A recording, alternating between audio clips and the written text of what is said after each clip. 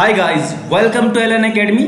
आज का मेरा न्यू लेसन है लेसन 11 अंडरस्टैंड एडजेक्टिव। ओके, हमें एडजेक्टिव को समझना है, ये क्या होता है। अंडरस्टैंडिंग किसी भी चीज की बहुत ज्यादा जरूरी होती है, ये आप सब जानते ही हैं। तो शुरू करने से पहले वीडियो को लाइक और चैनल अभी तक अगर सब्सक्राइब नहीं किया है तो सब्सक्राइब आप करोगे, क्योंकि इतने अच्छे से 1 से लेकर और लास्ट तक, मतलब ए से लेकर जेड तक हम पूरा इंग्लिश को सीरीज में कवर कर रहे हैं। 9th से लेकर 12th तक की जो किताबें हैं उनको देखते हुए मैंने उसी सीरीज में ये पूरी लेसन वाइज वीडियोस बनाई हैं। ओके, चलो शुरू करते हैं। देखिए यहां पर, N adjective is a word which modifies tells us more about a noun और एक प्रोनाउन। ये कहता है कि ऐसा शब्द होता है एडजेक्टिव एक, जो कि मॉडिफाई करता है, संशोधित करता है, उसके बारे में कुछ अलग से स्पेशल इंफॉर्मेशन देता है, कुछ खासियत बताता है किसकी, एक नाउन की और प्रोनाउन की। ठीक है, तो ऐसे शब्द होते हैं। वो कैसे शब्द होते हैं देखिए, एग्जांपल से क्लियर हो जाएगा। जैसे हॉट टी, चाय तो है वो गर्म है, ठंडी है। ओके, ग्रीन टी है, ब्लैक टी है, ओके, दूध वाली है। तो इसमें इस तरह की हॉट टी है, वो गर्म है, इसकी तो खासियत बता दी है। यानी हॉट मिल्क टी भी लगा सकता है वो इसको, तो उसकी खासियत बता रहे हैं, चाय की खासियत बताता है ये। ओल्ड मैन, आदमी तो है लेकिन वो कैसा है आदमी, ओल्ड है, यंग है, ओके, टॉल है। ब्यूटीफुल गर्ल, लड़की है वो ब्यूटीफुल है। ठीक है, उसकी कुछ विशेषता होती है, खासियत बताई है। तो व्हाइट शर्ट है, वो ब्लैक भी हो सकती है, रेड भी हो सकती है, तो उसकी एक खासियत बता। इस तरह के जो शब्द होते हैं जो कुछ खासियत बताते हैं, कुछ स्पेशल इंफॉर्मेशन देते हैं, कुछ एडिशनल इंफॉर्मेशन देते हैं किसके, नाउन या प्रोनाउन के बारे में। इस तरह के जो शब्द होते हैं उन्हें हम क्या कहते हैं, एडजेक्टिव कहते हैं। देखिए यही कह रहा है कि हॉट, ओल्ड, व्हाइट, इस तरह के जो ये शब्द दिए हुए हैं ये सब क्या है, एडजेक्टिव्स। बिकॉज, क्योंकि दे मॉडिफाई, वो मॉडिफाई करते हैं किसको, मॉडिफाई का मतलब यहाँ पर क्या है, गिव्स मोर इंफॉर्मेशन अबाउट। ये क्या कहता है, gives more information about the attached nouns, जो ये इसके साथ ये अटैच्ड हुए हैं। देखिए आप गाइस, ठीक है, इनके बारे में कुछ स्पेशल इंफॉर्मेशन, एक्स्ट्रा इंफॉर्मेशन देते हैं ये शब्द। ओके, वही फिर ये कहते हैं कि adjectives modify the nouns by telling more about various aspects of nouns. मतलब बहुत अलग अलग पहलू, उसके बहुत सारे जो अलग अलग पहलू होते हैं, एस्पेक्ट्स होते हैं, उनके बारे में वो बताते हैं। कैसे कि जैसे कि उसकी क्वांटिटी बताता है, उसकी क्वालिटी बताता है, उसका साइज, ठीक है, उसका कलर, वो ब्लैक है, रेड है, ग्रीन है, किस तरह का, personal characteristics about the noun, इस तरह की चीजें वो नाउन्स के बारे में बताता है। ओके गाइज, तो देखते हैं आगे हिंदी में। तो गाइज यहाँ पर देखिए, बिल्कुल जिनकी हिंदी बहुत अच्छी है उनको बहुत मजा आने वाला है। इसमें बिल्कुल सिंपल सा लिखा है, कुछ भी नहीं है इसमें। एडजेक्टिव वह शब्द है जो एक वाक्य में प्रयुक्त नाउन या प्रोनाउन को विशेषता प्रदान करता है, उसकी कुछ खासियत बताता है। फिर वही इंग्लिश में इसने वही चीज सेम लिखी है लगभग, ठीक है ना। Add something to the meaning of that noun और प्रोनाउन, वो हमने पीछे भी पढ़ा है, कुछ ऐड करता है उसके बारे में। कैसे देखे, सी इज ए गुड गर्ल, वो लड़की तो है लेकिन कैसी अच्छी लड़की है। सिटी तो है, शहर तो है, वो एक स्मॉल सिटी है, Alwar is a small city. He give me, उसने मुझे दिया, क्या दिया, 5 पेंसिल्स, उसने मुझे पेंसिल दी, लेकिन कितनी दी, ठीक है ना, क्वांटिटी बता रहा है यहाँ पर। Okay, this is my pen, ये मेरा पेन है। पेन तो है किसका, मेरा है। ये कुछ एडिशनल इंफॉर्मेशन इसके बारे में देता है गाइस। तो उपरोक्त वाक्यों में अंडरलाइन वर्ड्स एडजेक्टिव है, वो तो आप समझ ही रहे हो, देखने से पता चल रहा है। ओके, तो देखिए गाइस यहाँ पर, इस sentence can have one adjective as well as more than one adjective. देखिए किस तरह से एडजेक्टिव एक से ज्यादा भी यूज होते हैं। अब देखिए यहाँ पर जो अंडरलाइन किए गए हैं ये जो शब्द है, ये वर्ड्स हैं, यही सब क्या है, adjective. A handsome boy won the competition, कि एक हैंडसम लड़के ने मुकाबला, कंपटीशन जीत लिया। Okay, 1 adjective. यहाँ पर 2 है, यहाँ पर 3 है, यहाँ पर 4 है। देखिए, ए हैंडसम एंड इंटेलिजेंट, कितने में 2 हुए। A handsome tall and intelligent boy, a handsome tall smart and intelligent boy won the competition. तो इस तरह से थोड़ा ध्यान दीजिए, वो कॉम्बिनेशन भी हो सकता है ये। ओके, तो कॉमन एग्जांपल्स देखिए यहाँ पर, red, white, black, purple, green, yellow and brown are some adjectives because they tells us about the color of a noun. Okay, thin, fat, short, tall, beautiful, ugly are some adjectives telling about the physical characteristics of the nouns or the pronouns. Okay, यहाँ पर देखिए, brave, intelligent, courageous, okay, exuberant, diligent, determined and are some adjectives telling about personal trait, मतलब उसके characteristics, trait में होते हैं ना characteristics of nouns और द प्रोनाउंस। ओके, तो ये जो शब्द है ब्रेव, बहादुरी, इंटेलिजेंट, उसका कितना टैलेंटेड है, वो क्या है उसकी, इस तरह की जो खासियत है वो पर्सनल ट्रेट्स बताते हैं उसका। ओके, एक्सिबिडेंट हो गया ना, क्रेजियस हो गया ये। ओके, तो ये डिलीजेंट हो गया, डिटरमिन्ड हो गया। ओके, तो ये इस तरह के जो शब्द है वो क्या देते हैं, कुछ एडिशनल इन्फॉर्मेशन देते हैं, पर्सनल कैरेक्टरिस्टिक्स बताते हैं किसी नाउन और प्रोनाउन की। कुछ भी नहीं है गाइस यहाँ पर। ओके, सिर्फ अंडरस्टैंडिंग के लिए थी चीजें। यहाँ पर देखिए use of adjectives before a noun, ये क्या कहते हैं, बिफोर ए नाउन। तो एग्जांपल्स क्या करना है, यहाँ पर ये नाउन दिए हुए हैं, देखिए ये सब क्या है, यहाँ पर ये नाउन दिए, इनसे पहले जो वर्ड्स यूज हुए हैं वो क्या है, वो कुछ है एडजेक्टिव्स है गाइस, वो एडजेक्टिव्स।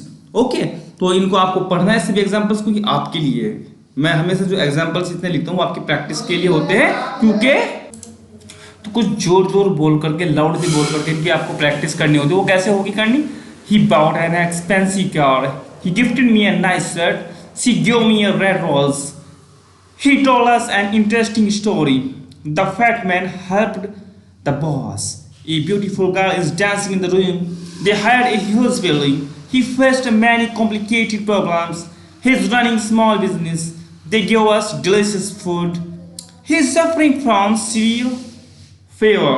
ओके, तो इस तरह से इनको लाउडली बोल बोल कर प्रैक्टिस कीजिए ताकि आपकी स्पीकिंग अच्छी हो सके गाइस। तो देखिए यहाँ पर फिर वही कि यहाँ पर after a verb, stative verbs.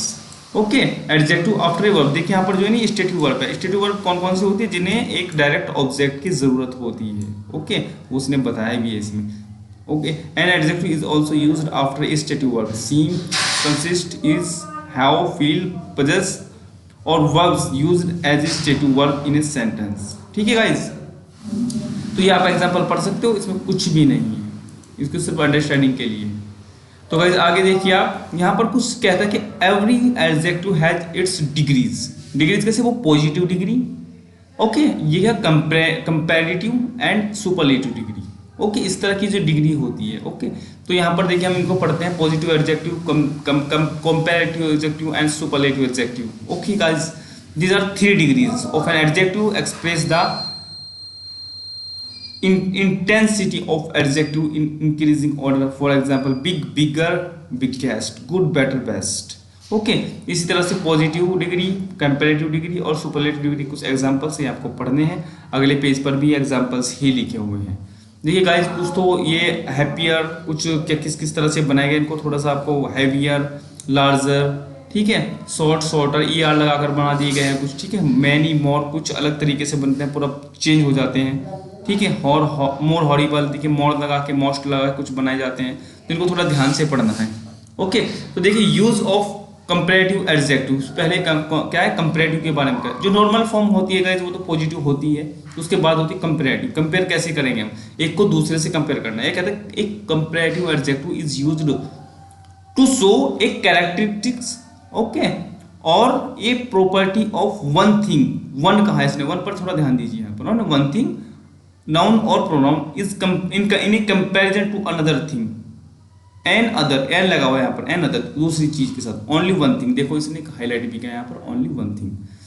It makes comparison between two things, not more than two, बस 2 चीजों के ही लिए कंपेयर करता है, 2 से ज्यादा नहीं। 2 से ज्यादा के लिए अगला जो वो रहेगा ना, टॉपिक नहीं कहूँगा मैं, अगले पेज पर जो है ना, अगली जो डिग्री रहती है वो मोर, 1 से ज्यादा के लिए होती है, वो हम देखने वाले हैं। जैसे words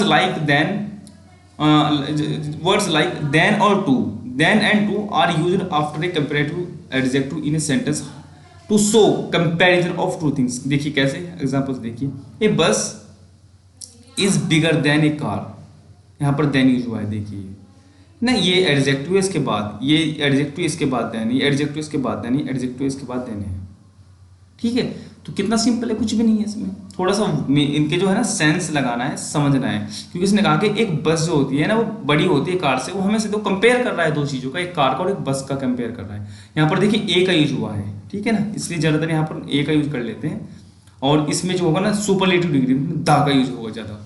A superlative adjective is used to, कैसे यूज कर रहा है, तो शो करने के लिए कैरेक्टरिस्टिक्स और एक प्रॉपर्टी ऑफ वन थिंग, एक चीज की प्रॉपर्टी को है ना कंपेयर करने के लिए, नाउन और प्रोनाउन की in comparison to many other things.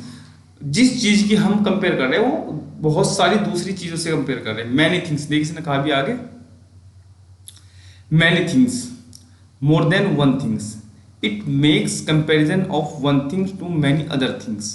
Okay, a superlative degree express highest intensity, quality और क्वांटिटी। ये कहता है कि हाईएस्ट इंटेंसिटी, तीव्रता उसकी बहुत तेजी मतलब, ओके, तीव्रता ऑफ ए थिंग, किसी चीज की, in a comparison to other many things, मतलब वो कहता है कि बहुत बहुत ज्यादा अच्छी है दूसरी चीज से, ठीक है ना, ये सबसे अच्छी है, मतलब ये कह सकते हैं।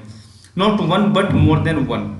ए सुपरलेटिव एडजेक्टिव स्टेट्स बताता है, क्या बताता है सुपरलेटिव एडजेक्टिव, दैट की ए थिंग, जो एक चीज है ना, इस सरपासिंग वो बढ़ रही है, ज्यादा हो चुकी है, all the other things in terms of property, characteristics और क्वांटिटी, बहुत ज्यादा है दूसरी चीजों से वो, ठीक है। एग्जाम्पल से क्लियर होता है, थोड़ा सा यहाँ पर कम समझ में आया होगा, एग्जाम्पल से पूरा समझ में आ जाएगा।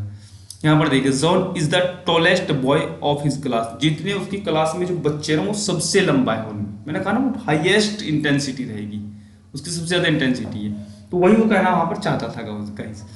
इट मीन्स दैट कि John is surpassing all the boys of his class in tallness, वो सबको क्रॉस कर देता है, सबको पीछे छोड़ देता है, ठीक है। वो नो वन अनदर वन, कोई दूसरा लड़का इतना लंबा नहीं जितना कि वो है, ठीक है ना।